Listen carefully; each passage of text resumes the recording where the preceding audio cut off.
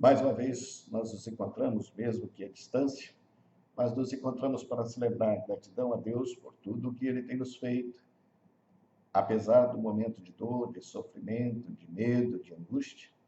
Mas nós temos a certeza absoluta de que Ele caminha conosco, Ele nos sustenta e nos reanima em nossa caminhada.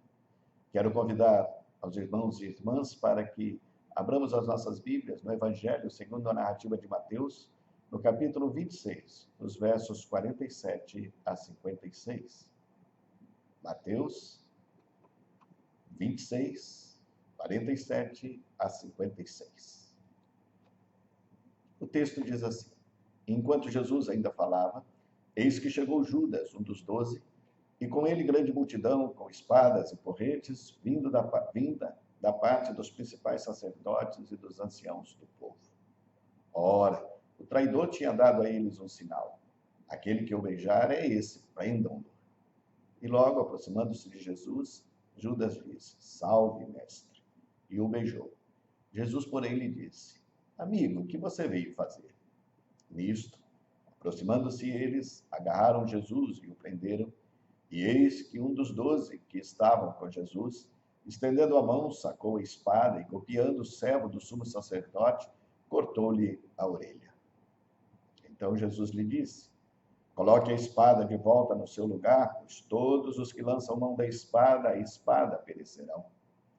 Ou você acha que não posso pedir ao meu Pai e ele me mandaria, neste momento, mais de 12 legiões de anjos? Mas como, então, se cumpririam as Escrituras que dizem que assim deve acontecer? Naquele momento, Jesus disse às multidões: Vocês vieram com espadas e porretes para prender-me, como se eu fosse um salteador?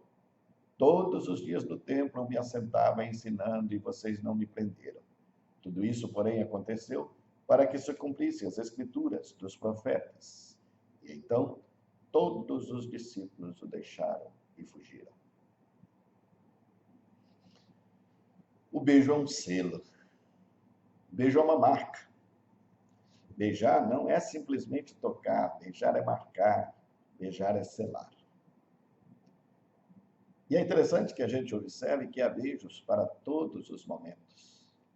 Há um beijo de chegada, há um beijo de partida, há o beijo que reúne, mas há também o beijo que separa. Há um beijo de até logo, mas há também o beijo de adeus. Há o primeiro beijo, aquele que ninguém se esquece, mas há o último beijo também. Há o beijo doce que vem com um sorriso, há o beijo salgado que vem misturado com as lágrimas da emoção, há o beijo de amor, há o beijo do ódio, há o beijo da vida, há o beijo da morte. Há também o beijo da vida como o beijo do pai no filho pródigo, mas há também o beijo da morte como o de Judas em Jesus. Mas existem também os beijos não dados, os beijos não conquistados, os beijos perdidos, os beijos que nós não demos e nem recebemos, e até aqueles beijos que nós não soubemos dar. Eu penso que nós estamos vivendo em tempos dos beijos que deixaram de ser dados, que nós estamos vivendo no tempo de não beijar. A pandemia está nos colocando na condição daqueles que não podem mais beijar, especialmente se em casa nós tivermos pessoas em situação de risco. Mas isso não precisa significar que não podemos mais amar, que não podemos mais sermos solidários e fraternos. Não significa que não podemos estar próximos de quem amamos. Ao contrário, esse é o momento de estarmos ainda mais próximos e mais achegados aos nossos. Mas eu estou aproveitando esta oportunidade de que estamos afastados de beijar para falar sobre o beijo, e é sobre um desses beijos que eu gostaria de falar. Um beijo diferente, talvez um pouco estranho para a maioria de nós. Que beijo seria esse? O beijo na realidade. Se nós olharmos bem para a realidade do mundo, nós veremos que uma das grandes dificuldades da humanidade é exatamente encarar a realidade tal como ela é e ter coragem de beijá-la. Afinal, instalou-se entre nós uma situação de exceção tal que nós estamos todos amedrontados. Estamos amedrontados como estavam amedrontados os discípulos após a ressurreição de Jesus, especialmente aqueles do caminho de Emaús. Parece que o mundo parou ao nosso redor por causa da pandemia. E pior, a morte nos ameaça por todos os lados, seja pela Covid, seja pelos riscos impostos à economia. Diante disso, acho que a pergunta que paira nas nossas mentes nesse momento é como beijar uma realidade tão cruel? Como beijar um mundo tão amedrontado? Desta forma, nós preferimos ignorar ou negar tudo que nos desagrada. Já que as coisas não são como nós gostaríamos que fossem, preferimos fechar os olhos diante do espelho e não enxergar as nossas marcas. Preferimos não enxergar as nossas manchas, as nossas sombras, não olhar para as luzes. Preferimos sair pela vida como coitados, como patinhos feios, a ter que encarar a nossa realidade, a nossa condição de cisnes. O importante é descobrir que nós não precisamos viver como patinho feio e que podemos alçar voo do cisne e beijar a realidade. Quando nós fugimos da realidade, inexoravelmente haverá um momento em que ela vai nos atropelar. Se nós tentarmos negar o que estamos vivendo, haverá um momento que nós seremos atropelados por essa realidade, mesmo que não queiramos. Se não quisermos que isso aconteça, nós precisamos despertar. Nós precisamos acordar. Abraçar a nossa realidade e dar-lhe um beijo com a tranquilidade de quem sabe quem é e o que quer. Quer ser feliz? Comece a prestar atenção na realidade que envolve a sua vida, que envolve o seu dia a dia, porque todos os dias essa realidade está nos mandando sinais. E a diferença, então, entre ser feliz e infeliz está naquilo que você faz com a realidade que você encontra. É por isso que é necessário que prestemos atenção na realidade. É necessário que a toquemos, que a beijemos. Porque quando nós fazermos isso, ela começará a nos revelar as suas verdades. E é por isso que, nesta oportunidade, ao falar sobre o beijo da realidade, a primeira coisa que eu quero destacar é que tudo passa. Se você tiver coragem de beijar a realidade, a primeira verdade que ela revelará é que tudo passa. Tudo começa, tudo muda e tudo acaba. Até a pandemia haverá de passar. E essa é a primeira certeza da vida. A primeira certeza da vida é de que as mudanças e términos são inevitáveis, seja para as pessoas, para os acontecimentos ou para as coisas. Nada é perfeito, nada é permanente, porque nada permanece como está. Já diziam os gregos que a realidade está em constante transformação. Nem mesmo a dor, nem mesmo o sofrimento permanecem para sempre, porque um dia eles haverão de cessar.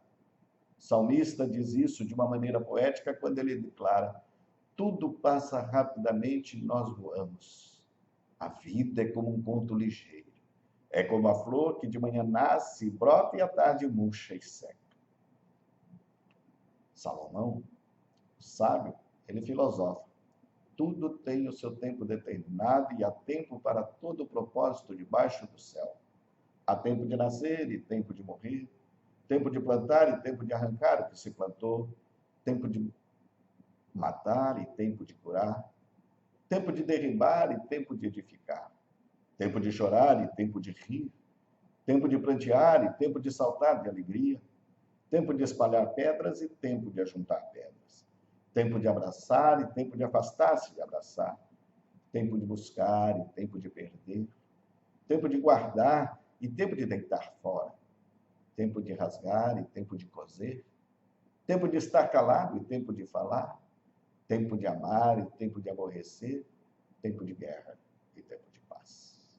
E daí, nos seus escritos, ele tem um estribilho extraordinário, quando de momentos em momentos ele repete: vaidade das vaidades, tudo é vaidade, porque tudo se desfaz ao longo do tempo, cada começo leva a um final.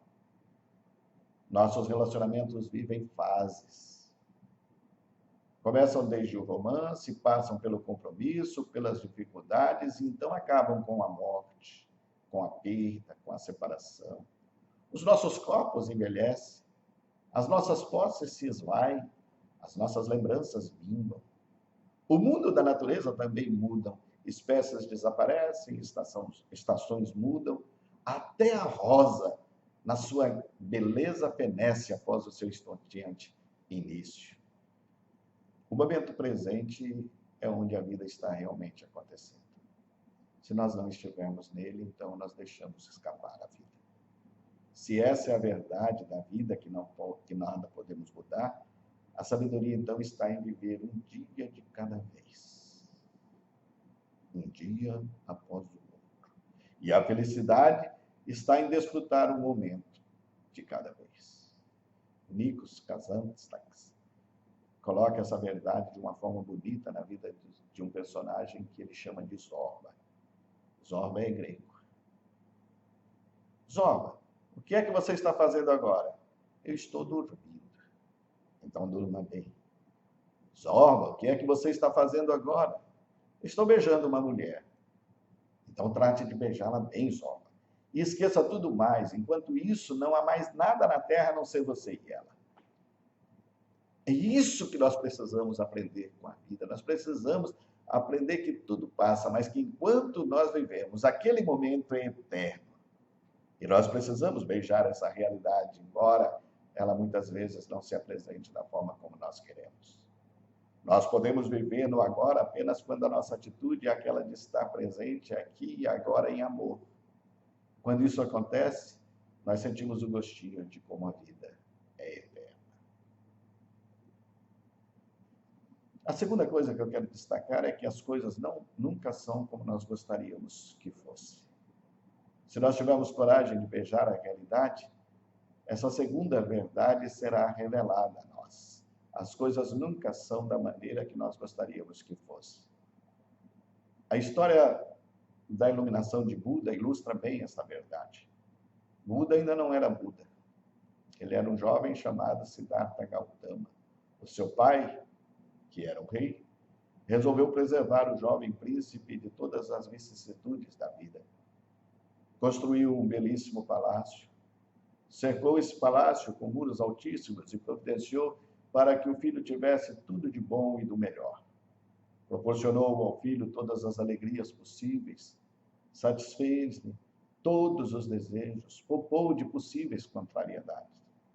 Um dia, porém, o jovem quis ver o que havia para além dos muros do palácio e ninguém conseguiu segurá-lo. Ao se aventurar para fora pela primeira vez, ele encontra a doença, a velhice e a morte. Condições naturais da vida e tudo isso de uma forma tão vívida e inesperada que ele para ele a ponto de que tais visões o chocaram profundamente. Tudo isso lhe provocou uma profunda transformação. Transformação que levou o jovem príncipe hindu Siddhartha Gautama a deixar o seu luxuoso palácio para seguir os passos da mendicância, do jejum e da meditação. A sua lendária transformação, segundo contam, começou quando ele encarou as realidades da vida. A tradição conta que a transformação se deu a partir de 3 passeios que Siddhartha fez fora dos limites do seu palácio. Na primeira vez, ele viu um homem de aparência decrépita, precisava apoiar-se num bastão para caminhar. O cocheiro de Siddhartha explica que se trata de um velho e que o destino de todos os homens é se tornar um dia como aquele velho. Na segunda vez, ele vê um homem com o corpo corroído pela lepra. O cocheiro então lhe explica que é um doente e que qualquer pessoa está sujeita a esse mal. Na terceira vez, ele vê um defunto transportado em cortejo fúnebre. O cocheiro, mais uma vez, lhe explica que é um morto e que a morte é o fim para o qual caminham todas as pessoas, todos os seres vivos, toda a humanidade. O impacto dessas 3 visões tumultua enormemente os pensamentos de Siddhartha e ele decide partir em busca de esclarecimento. Deixa para trás os palácios, as mulheres, o filho, e ele cavalga rumo ao Oriente. Ele então descobre que a vida era totalmente diferente daquela que ele conhecera entre muros do palácio. Conta-se também que Vanderbilt, dono de uma das maiores fortunas do mundo no século que se passou, ficou doente do coração. Muito fragilizado, ele não podia sofrer fortes emoções. E aí, então, uma edição especial do New York Times era tirada para ele somente com notícias boas. Ah, como nós gostaríamos que o mundo fosse assim. Ah, como nós gostaríamos que a vida fosse feita só de boas novas. Mas não é. O mundo está longe de ser um lugar perfeito para se viver. Todos nós sabemos disso. A mídia nos mantém informados sobre tudo o que há de errado por aí. Desencontros políticos, distúrbios sociais, instabilidade econômica, poluição, crimes violentos. Sabemos diário e instantaneamente da pandemia, dos seus efeitos. Sabemos das milhares e milhares de mortes que estão tragando a vida ao redor do mundo neste momento, e isso de forma imediata. São muitas as formas pelas quais nós reagimos a essas informações sombrias. Talvez a mais comum delas seja a indiferença a tudo isso. São tantas as notícias ruins ao longo dos dias que depois de algum tempo nada mais nos surpreende. Testemunhamos ao vivo as calamidades públicas como terremotos, enchentes, quedas de avião, epidemias, violência, guerra, terror. Tanta coisa que não parecem mais nos abalar. Os números da pandemia nos assustam, mas nós continuamos os mesmos. As nossas ruas continuam superlotadas. As pessoas, nessa semana, em um dos estados da federação, superlotaram os shoppings que foram reabertos como se nada estivesse acontecendo. O mundo nem sempre funciona como nós gostaríamos que fosse. Nem sempre ele nos dá o que nós achamos justo. Não importa se somos bons, se somos virtuosos, se somos éticos, se somos corruptos, responsáveis, leais ou não. A vida nos faz competir com a ilegalidade, nos faz competir com a corrupção, nos faz competir com a miséria, nos faz competir com a mentira, nos faz competir com a injustiça. E não é apenas o mundo que é assim. As pessoas também nos decepcionam, porque elas também são assim. Afinal, são elas que fazem o mundo. Algumas pessoas agem desonestamente, outras mentem, outras são hipócritas. Algumas pessoas cumprem as suas promessas, outras não. E há momentos em que as pessoas nos amam fielmente e até incondicionalmente, mas há outros momentos que nos odeiam, que nos rejeitam, que nos abandonam, que nos traem. Algumas pessoas gostam de nós, outras não. Algumas pessoas vão conosco até o fim, outras nos largam no meio do caminho. Algumas pessoas respeitam os nossos sentimentos, outras tripudiam sobre eles. Mas parte do crescimento psicológico e espiritual está em perceber que tudo isso faz parte da existência humana e está em olharmos para tudo sem usar de censura ou de retaliação. O adulto, o homem e a mulher espiritualmente amadurecidos aprendem a superar tudo isso com calma. Sofre, é claro, mas o ocorrido não o derruba e nem o devasta. Nenhum feito humano, por mais terrível que seja, tem o poder de aniquilar a nossa capacidade de amar. Há uma vitalidade em nós, uma faísca que não pode ser extinta por nenhuma tragédia. É a imagem e semelhança de Deus que está em nós. Por isso, mesmo em meio ao eixo da escuridão formada pelo medo, pelo ódio, pela ganância, nós podemos viver pela fé, nós podemos viver pela esperança, nós podemos viver em amor, o eixo da luz. Há uma terceira coisa que eu quero destacar. A dor faz parte da vida. Se você tiver coragem de beijar a realidade, essa terceira verdade será revelada a você. A dor faz parte da vida. Uma certeza da vida é o fato de que tudo tem um custo e que o sofrimento faz parte desse custo. O sofrimento é um fenômeno universal. Jó é um homem universal. Jó é o símbolo da humanidade. A humanidade sofre, o mundo sofre. Enfim, não há quem passe pela vida sem um dia se defrontar com o sofrimento. Os ricos sofrem, os pobres sofrem, os bons sofrem, os maus sofrem, as crianças sofrem, os jovens sofrem, os velhos também sofrem. Sofremos porque somos a humanidade decaída. Sofremos porque somos o paraíso perdido, somos o Éden com dor. A dor física, a dor do corpo ferido, a dor do corpo que sangra, a dor da cirurgia que agride, a dor do físico que reclama, a dor da sede, a dor da fome, a dor da pandemia que nos assola ao meio-dia, a dor psicológica, a dor da ansiedade, a dor da angústia, da obsessão, a dor da compulsão, a dor da solidão, a dor das perdas, das decepções, a dor das traições e dos abandonos, a dor dos reveses e das injustiças. Mas há também as dores espirituais, a dor da vida, a dor da existência, a dor do pecado, a dor da culpa, a dor da alma, a dor do espírito, a dor do coração, a dor da falta de sentido e de significado, da falta de comunhão, a dor da falta de amor. Por isso não basta só cuidar do corpo, é preciso também cuidar da mente, é preciso cuidar da alma. No meio de tanta dor, de tanto sofrimento, nunca perca a esperança.